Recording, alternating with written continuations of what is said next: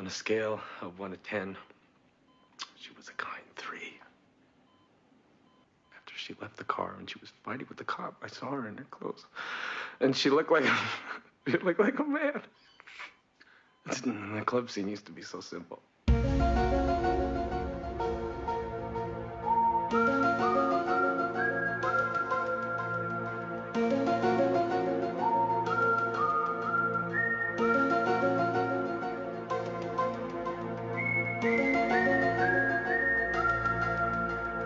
Hello, and welcome to Discovering the X-Files, the podcast in which a newbie, that's me, takes a deep dive into the entirety of Chris Carter's creepy universe, as longtime fans escort me on the journey. A journey filled with paranoid conspiracies and monsters of the week. I'm Erix Antoine, and today Daniel and I will be discussing Genderbender, which originally aired in the US on January 21st, 1994. It was written by Larry Barber and Paul Barber, and directed by Rob Bowman. In this episode, Mulder and Scully investigate a series of murders linked to sexual encounters. They soon discover that a member of a religious sect from Massachusetts may be responsible, and may not be an entirely normal human being if they are human at all. It's a creepy and occasionally goofy Monster of the Week adventure that features an early appearance by eventual recurring guest actor Nicholas Lee. After the break, Daniel and I are going to get into it. Stick around.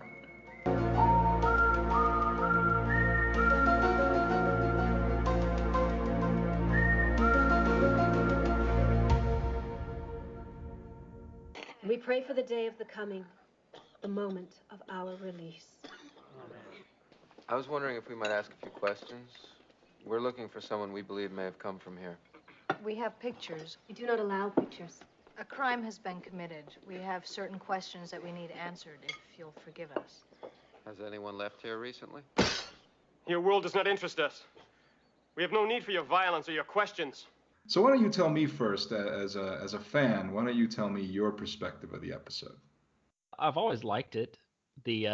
Well, we'll get to it here in a little bit, I'm sure, but the final tease, the final sting always threw me for a loop.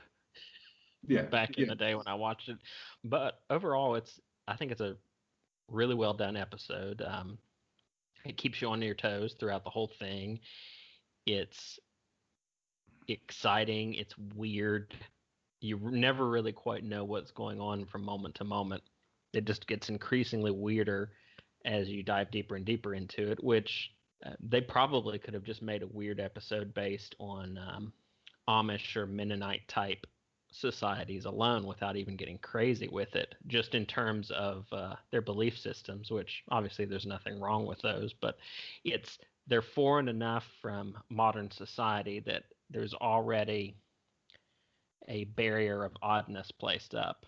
And of course, they leap right over that and go straight on into sci-fi insanity with this one, and it just keep building on it as it goes on. It's an episode that just piles on the strangeness from start to finish. It never really lets up, and depending on how you view that final twist, I don't think it really fizzles out. It just kind of leaves you going, "What?" Yeah, no, it does not fizzle out. Maybe that was a criticism from some people, but I wouldn't say it fizzles out. I think it just ends on a note of ambiguity, which is not uncommon for X-Files. You know what I mean?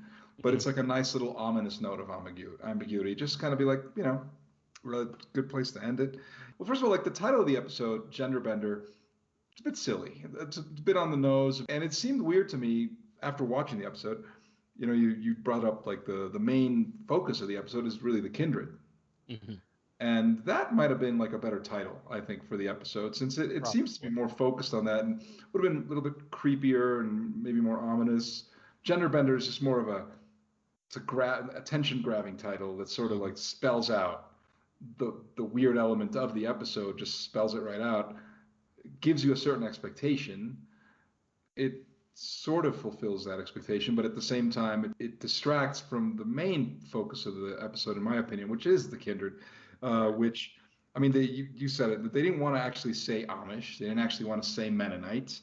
They clearly they didn't want to offend anyone who would probably not even watch the show in the first place. But fair enough. Besides, what is eventually revealed, they kind of wanted to make sure that we understood that they weren't saying that these people were the Amish. They were just saying they're kind of like the Amish. They're a Amish-like thing, an Amish-like cult that lives, and it's the same principle, but they're not. They're the kindred because they're not from this world. So when they're talking about your world, they're being very literal. It's something like they're having fun with the concept. They're not implying that Amish people are aliens or anything, but what you just brought up, that they have the whole otherness, they already have it sort of baked in, and they've inspired, certainly. Great films have been made, Witness or Kingpin or whatever. Children of the Corn. Children of the Corn. Yeah, M. Night Shyamalan's The Village is very much inspired by the Amish.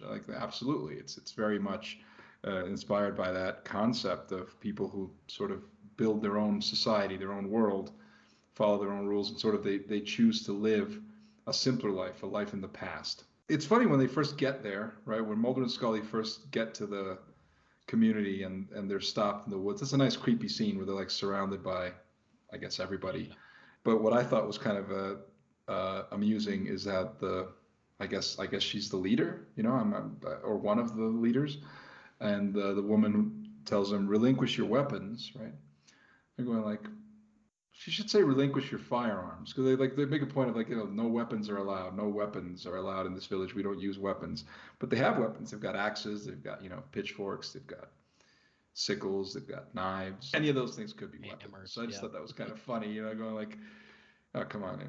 I mean, I wonder how self-aware the writers were of this episode. Like, what if they really, the stuff that they explore in the episode, the themes of sexuality,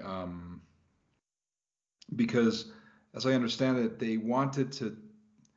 I think it was one of the producers of the show actually who wanted to do a show that made sex scary, I guess. And so I know that it was written by freelancers. They weren't regular. They weren't part of the regular writing staff. They took this, it was like they wanted to make sex scary, so they come up with that concept, you these Amish aliens who can fuck you to death, like that's ultimately the concept of the show. And it's intriguing. I'm pretty sure that this was like back in 93, 94 is when this aired, right? And this must have been one of those viewer discretion is advised episodes. Oh, probably, yeah. Because for what it is for network TV, it does get pretty intense. Yeah. I think it gets right to the edge of what is allowed, what is permissible in a network television program. It doesn't show graphic sex, but it gets right to the line of where it's pretty graphic for a primetime television show. Not only that, but also the themes. It really just, when you break it down, it really just turns zeroing in on Amish instead of trying to mention off all the different types. It really turns a lot of Amish assumptions and stereotypes on their head. Well, there's the whole concept of Rumspringa. I don't know if I'm pronouncing that right, but when Amish teens hit a certain age, they're given the opportunity to leave for a certain amount of time to experience the outside world, and then if they want to come back, they can come back. If they don't want to come back, they don't have to. But I'm sure within that community, the fear is that when they leave, some awful things could happen to them. They could get tied up in drugs, sex, murder, anything. But in this instance, it's not the evils. Yeah, it's not the kindred society that has to worry about what the outside world will do to them. It's the opposite. It's what they're going out and doing to the outside world, which in turn can damage the group as a whole. The one is going out and having sex, but it's literally killing people by doing it. Right. And then, you could say the Amish come from another world and mean it figuratively, but in this case, like you said, it literally they come from another world. Right. I mean, that's the great revelation at the end of the episode with the crop circle, where you go like, all right, well, I guess that's okay, fine. I mean, that's a very strong implication. But there was one line that popped out at me when they're at the table, sitting down to dinner, and they do their chants, their prayers or whatever. And there's this one line, we pray for the coming, the moment of our release. And the thing is that I don't think I'm being just a 13-year-old and giggling at that line. That's gotta That be. had to be on purpose. They had to know what they were doing when they wrote that line into the script. Come on. It's kind of a cheeky premise in general because it's like I said, it's the whole the Amish come from another world. Well, the kindred literally come from another world. That's already like a logline joke. And then we await the coming, we await the release. Of course, you've got the sexual innuendos joke there. And then because of the type of society that it is, and they appear as religious, you also have Christian connotations to that as well, which obviously is not what they don't mean that at all. They literally mean they're waiting for, the mothership to Yes. land back down and pick them back up and shove off back into space. But yeah, it's very much a tongue-in-cheek layered joke just tossed right into the middle of that conversation. Yes, exactly. And the thing is, because ultimately when they say they want to make sex scary, I mean, obviously it's like they make sex scary because it does go into the whole thing about sexual anxiety, especially in the 90s, late 80s, fear of disease and all that stuff. Yeah, you play into that, the idea that, you'll have sex and it'll kill you. That's right there in plain sight. I mean, there's nothing subtle about that. It's hard to be subtle in a situation like that. But clearly they're talking about repression as well. Yes. And so they use the concept of a cult, reminiscent of the Amish, it's a religious cult, and makes an allusion to the fact that these societies do tend to have a lot of repressions because of some of the concepts, especially built around sex, and how there are rules about that. And I think that's very intriguing, and I think it handles it very well. Brother Andrew is an interesting character. He seduces Scully, and it's a creepy little scene there. And I thought that was like, I've never seen that actor before, or at least he looked kind of familiar, but I couldn't place him. He looks kind of like Benedict Cumberbatch, which I thought was a little bit, yeah. fun. He looks familiar, but I didn't really bother to. Unfortunately didn't bother to look him up. He's an interesting outlier among that community. Obviously, he's nowhere near as radical as what Brother Martin is, the one that's causing the chaos. Not nearly as radical as Brother Martin, but he's also curious about the outside world. I don't think his seduction of Scully is intended to be malicious. I think it's more curiosity. Obviously, it's a dangerous curiosity, but even he might not be aware of how dangerous that is. And speaking of the seduction, of course, you are, like you brought up, there's the sexual anxieties of sleeping with someone you don't know, potentially catching diseases, life-threatening or ending illnesses, which is very much the case here. And then with the whole, if they can maintain specific physical contact with you, you immediately lose your inhibitions and want to go off and have sex with them. That gives you a whole date rape angle. I mean, they're not dropping roofies in your drinks, but it's pretty much the exact same thing. So that just adds even more on top of the anxiety of the whole thing. And because of the gender bending nature, it means that is it just men that are slept with and killed in the clubs? No.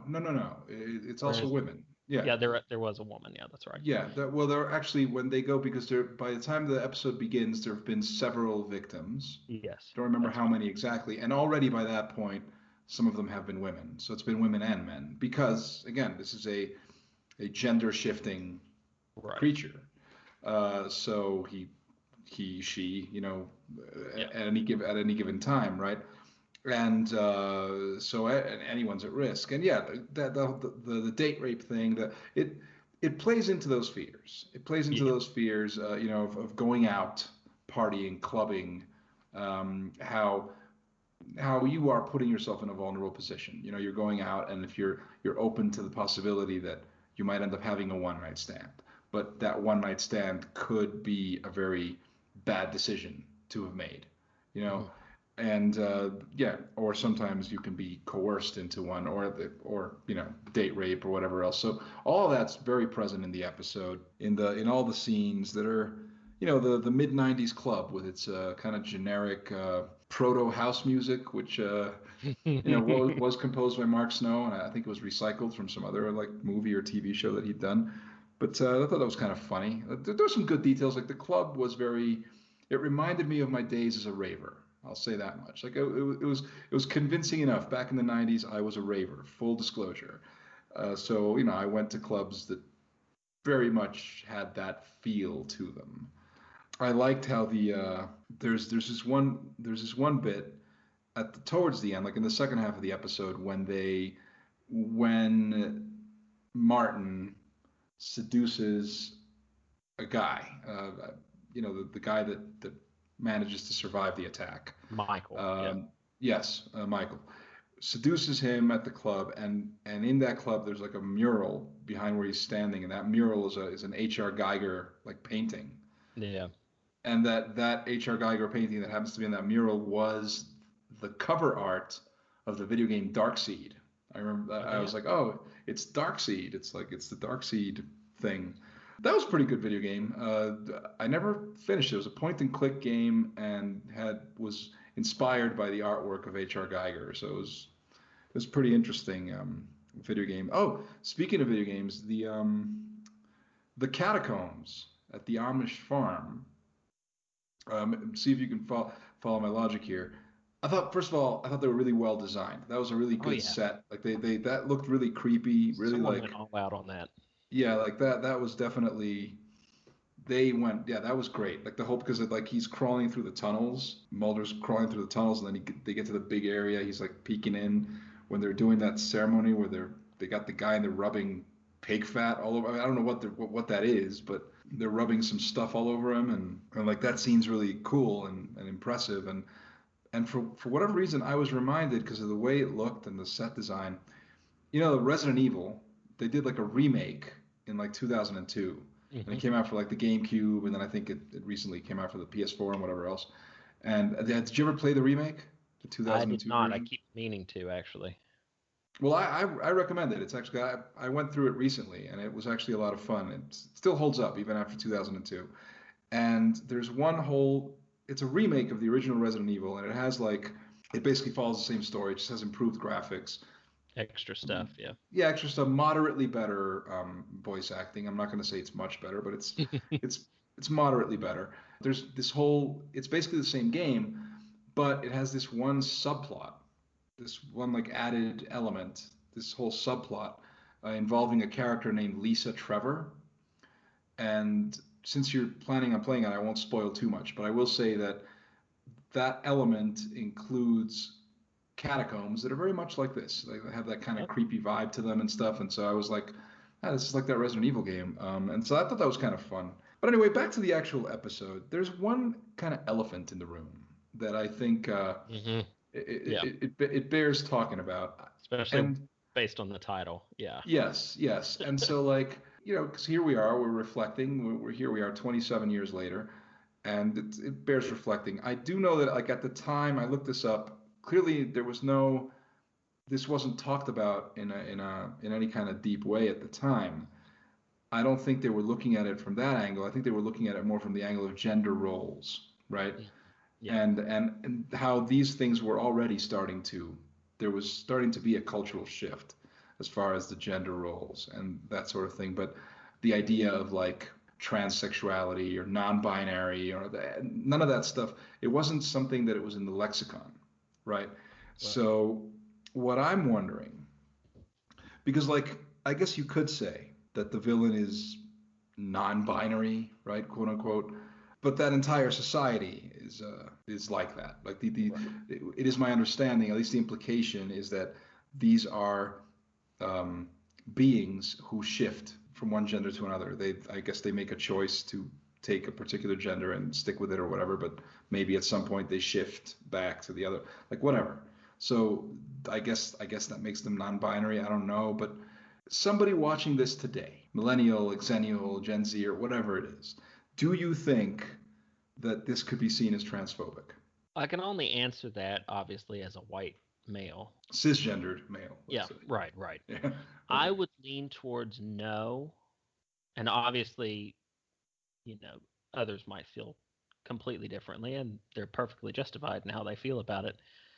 I'm leaning towards no because aside from one moment where Scully does bring up the word transvestite in that one sequence early on, they never really lean on the actual gender swapping elements all that much. The character of Michael who escaped comments on it at one point, seeing that, of course, he was already convulsing, having almost died from his encounter, and he makes the comment, right at the end, right after she tossed the cop, like it was nothing. He does a nervous cackle and he says, "I could have sworn she turned into a man." But even in his statement, he doesn't seem all that judgmental about the fact that it might have been a man. He just thinks that he might have imagined it. Yeah, that he might have imagined it, but I mean, I guess he entertains the possibility that he was so like smashed, he was so hammered, Yeah, he was that trashed. yeah, he was trashed, and he this girl picked him up at the club, and they went to the car, and he was so drunk he didn't realize, and then when maybe he had a lucid moment because he started convulsing, there's the implication. I mean, I don't think he it's like I could have sworn it was a guy, and there's nervous lighting, and he's very like, this is off the record, right? This is off the record. But see, the way I would look at something like that is that it's realistic from a character perspective. Yeah, it fits the mindset that he would be in. Right. Let's say let's say you were a heterosexual male at a club, and you're hit on by a woman, and then and you have an experience, and you're drunk, whatever, and later on you find out that the woman you were with is actually a man. It is reasonable to assume that this might be a shocking and perhaps off-putting thing for you, and maybe even more so at a time when these things were still not out in the open as they are now. So people were a lot closed-minded and whatever, and the character himself could be a homophobe and many other things. Easily. So I mean that's just realistic because people like that exist. So I think if someone were to level an accusation of transphobia at the episode, I think it would be a little bit off the mark in the sense that it certainly doesn't appear to me that the writers or the filmmakers are making a comment about that. If characters within the story behave a certain way, that's simply a character detail. Now, of course, let's be honest. When you put it out there and then there's no like counterpoint to it, right? There's nobody there saying, "Oh, but there's nothing wrong with that" or whatever, right? I mean, that's not there. So obviously, you could say, well, it's not like they're defending it or one way or the other. But yeah, I agree with you. I don't think that the episode is transphobic, but I do think that certain elements of it could now maybe be seen that way simply because, I mean, if this were made today, that element would have been handled totally differently if it would have been there at all, so. I think if you made this today, first of all, you definitely wouldn't have called it gender bender. That might be the most incendiary thing about the angle that the episode takes is the title. Yeah. But second, I think either that element would have been eliminated, or it would have been more of a focal point because the episode never really dwells on that. It doesn't. That's why I'm surprised it's called that. It's at the end of the day, the gender bending, shape shifting aspects have less to do with, the breakdown in gender roles, sexual fluidity in terms of tastes, whether, you're bi or not. It has more to do with the fact that this otherworldly entity can get anyone. It's more of a metaphor for the fact that, this is 1993, 1994. You go out into a club looking for a one-night stand. It doesn't matter if you're male or female. You are taking a major risk. Yeah, it doesn't matter if you're gay or straight. Doesn't matter. Yeah. Exactly. Nothing matters.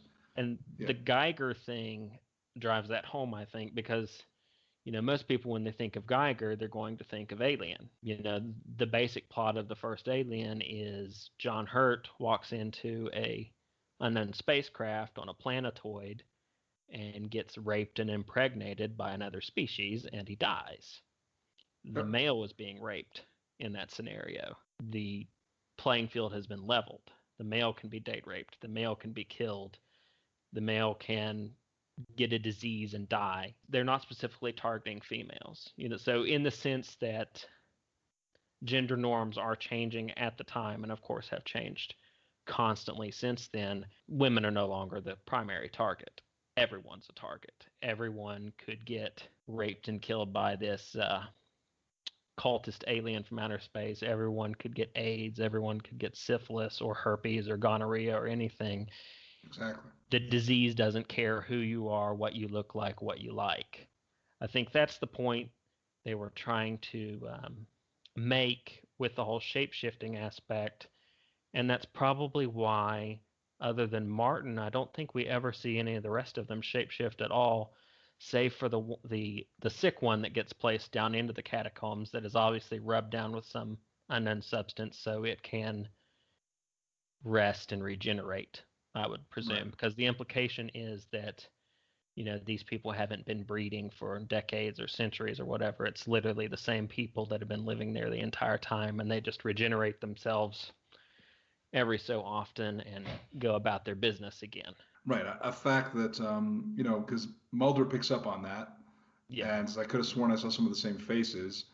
And, Scully and her logical, skeptical mindset, her explanation is just inbreeding. It's just like, well, just imagine the inbreeding that goes on in this society, which, fine. But, isolated community, that's the usual joke.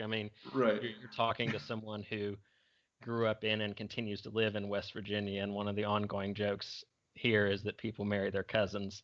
So right.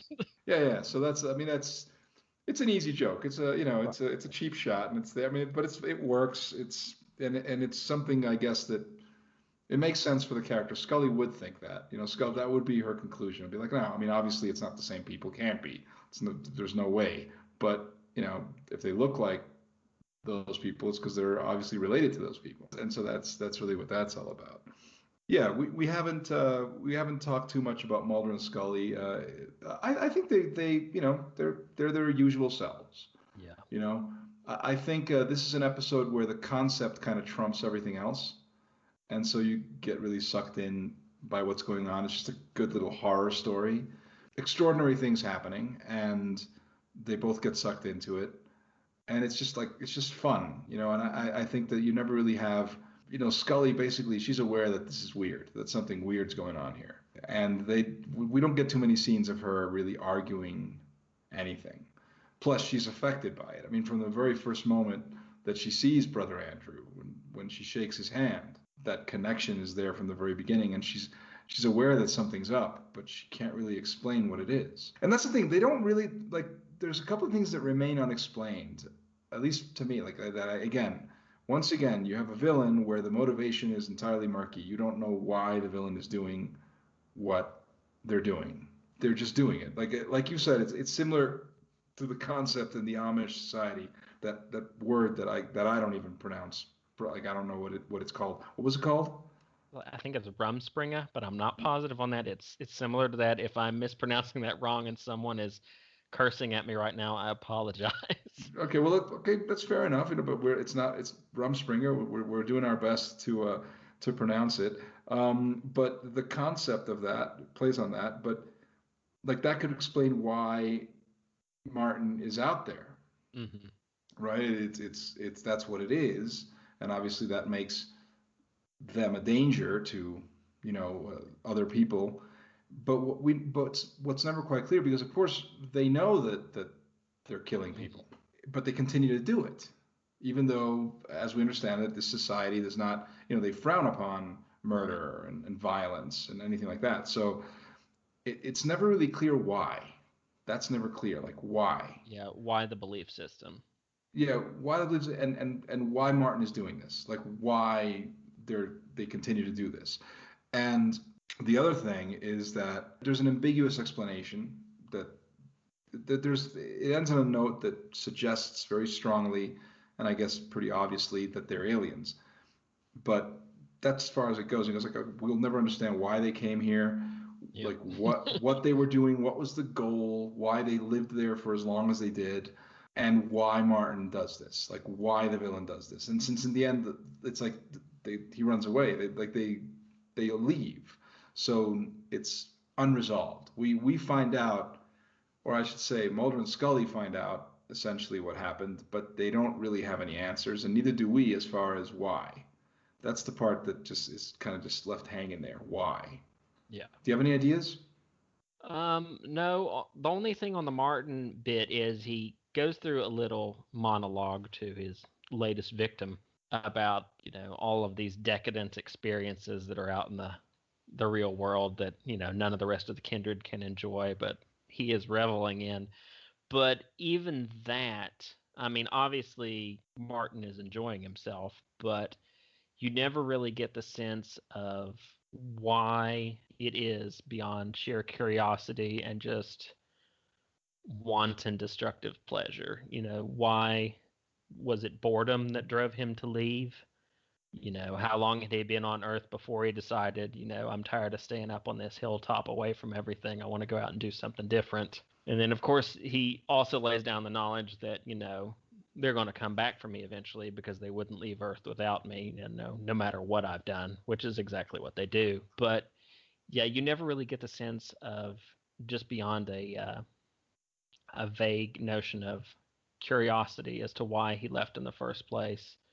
And like I said, how long he'd been there, how bored he had gotten, what his deal was. And of course that feeds back into, why do they have this rigid pacifist belief system where they just live away from everyone? I guess the overall notion would be, if you would expect an alien species to come to our world, build their own small community, and hang out for 100 years, 200 years, whatever, you would expect them to be studying us.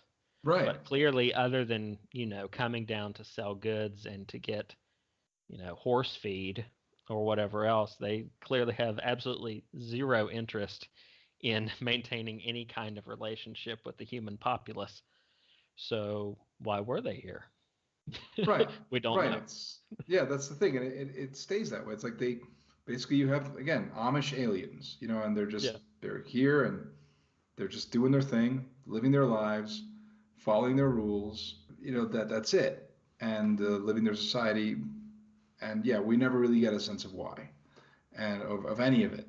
And maybe it doesn't matter, because I think that as a kind of horror story, as an allegory for the dangers of promiscuity and so on and so forth. Yeah. In all those terms, it works. It may not be satisfying in terms of providing any kind of answer or solution. But again, I don't know that it needs to. I don't know that any of these things really need to. And I think that the X-Files does seem to be maybe not at its best, but it seems to be very common for them to not really provide answers. Yeah. And just keep asking questions, just keep putting little doubts, just making little ambiguous ideas and just things putting out there to make you think about other things, to work as allegories and so on. And it works on that level, I guess. One important element of this episode is that it is Rob Bowman's X-Files debut. Yes. It's the first episode that he directed, and he is somebody who, I mean, by this point, he was already a veteran of television. Like, he directed for tons of shows. Notably, he did a lot of Star Trek Next Generation episodes, a lot of good ones. And he would eventually go on to direct the first X-Files movie. He would go on to direct Reign of Fire, which I actually think is kind of an underrated movie. I think I agree with you. Yeah, I think that movie is actually a lot of fun. It's the sort of thing where, come on, a post-apocalyptic Mad Max type of thing with dragons. I mean, yeah, it's just like, come on, man. That's a wild concept, and the movie certainly was very different from what you would normally expect. So he did X-Files, he did Reign of Fire, and then he was kind of never heard from again. So I'm assuming he went back to TV or something, because I don't, Probably. But it's a well-directed episode. Yes. It's like creepy. It has like a lot of interesting shots. It's like well done, and what I understand is that he was already a veteran. He'd already been doing television. So he wasn't like a newbie or anything. He started when he was very young.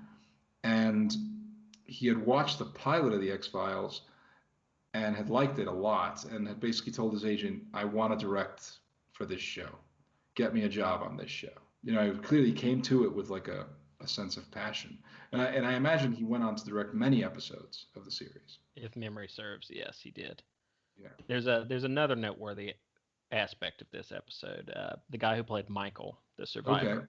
Okay. Of course, it's not so much a thing nowadays, although except maybe on procedural shows that are still on networks. But back in the day, you'd expect guest stars to come back more than once as different characters as a show played on. Nicholas Lee is the name of the actor, and he will pop up again later this season as a new character who will become a recurring element as we go on. Oh, well, that's interesting. They were impressed enough with him here that they brought him back for a bigger role. Yeah, well, it makes sense because he does make an impression. Yep. I mean, it's a tiny part. He's the last victim, but he does have that one scene in the hospital, and it's a very well acted scene. And yeah, clearly they were like, yeah, this guy's a good actor. We should give him a better role. And it's interesting that you mentioned that they would just go ahead and bring actors back and just cast them in a different role. Yeah. And when you say procedurals, you're talking about stuff like CSI, right? CSI, Law and Order. Yeah, where you just have like these yeah, you have these like character actors who just like they show up all the time as different characters, like just like all the time. Like, oh, it's I think it was as I understand it, Samuel L. Jackson basically started his career as an actor that was very much like that. I can see that.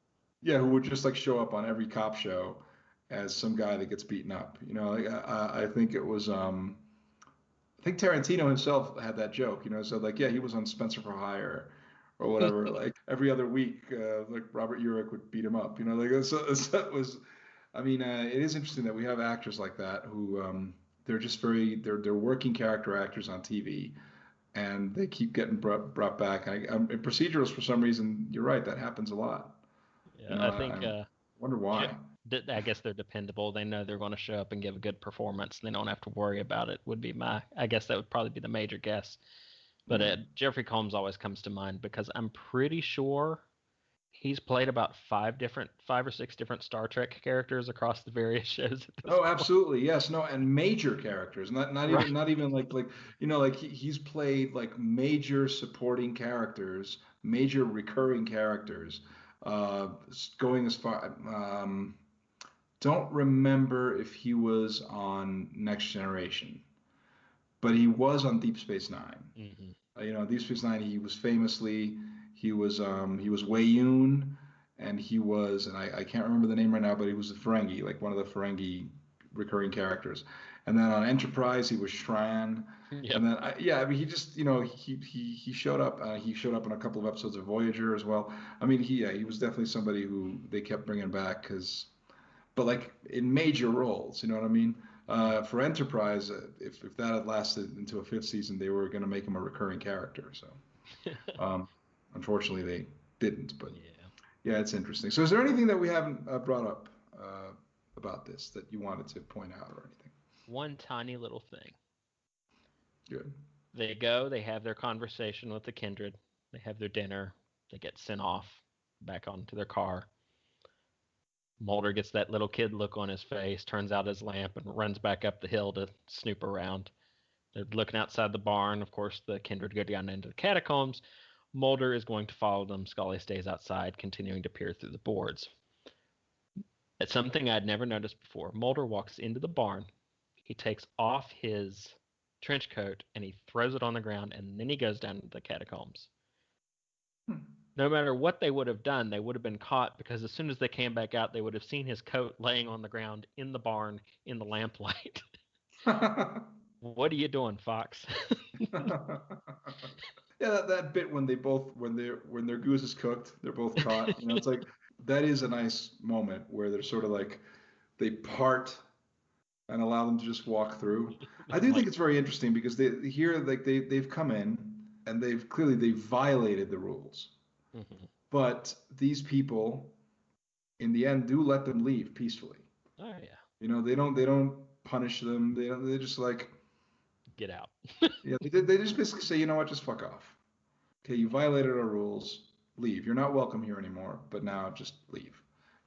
And so that's basically that. That's interesting, and that's a show that they are essentially pacifistic people, even though when they have to be violent, they are. Right. Such as the numerous times that Scully gets beat on the head by, like, whether it's Martin or Brother Andrew, decking her like when her back is turned. They do what they got to do. But yeah, good, fun episode, interesting. Yeah, I think it's a good one. Obviously, due to, once again, the gender bending element, it's always going to have a cloud hanging over it for anyone that goes through and watches it now. Like we both already said, obviously, I don't think any potential negative read as far as non-binary roles or, transgender people or anything of the sort is intended on the part of the writers or anyone involved in the episode. But, there's always the chance that people are going to read it that way. It's the same old Silence of the Lambs or Psycho or any of those scenarios where just because the subject is broached, it's always going to be a contentious issue. And anyone that hasn't seen it just needs to keep that in mind.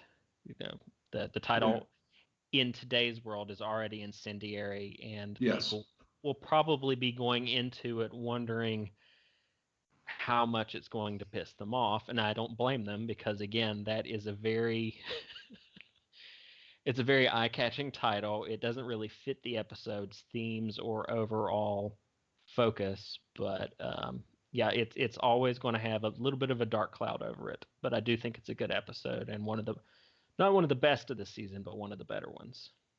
It was always forbidden. But after the first time, I couldn't help myself. Touching a human man or a woman is as powerful for me as it was for you. Your world offers pleasures we don't know because we're different. But you know that now. The others will punish me for what I've done. They'll find me because the day is coming and they won't leave without me.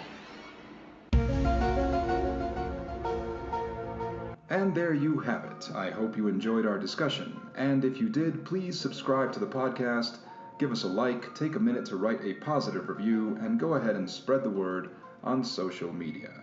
The podcast is available on Anchor FM, Spotify, Apple Podcasts, and other platforms. Look for the Erix Antoine Network on Facebook or on YouTube. You can also follow me on Twitter at ErixAntoineNet, and check out my film reviews on Letterboxd. You should also check out Daniel Baldwin's website, theschlocketeer.com, and follow him on Twitter at Daniel W. Baldwin. I'm Erix Antoine, and I'll be back in a few days when Daniel and I will be discussing Lazarus, which is a confusingly titled episode since its biblical metaphor could apply to any number of similarly titled X-Files, and even a true fan like Daniel remains unsure of which is which. In any case, I hope you'll join us, and until then, let's all remember that the truth is out there. See you next time.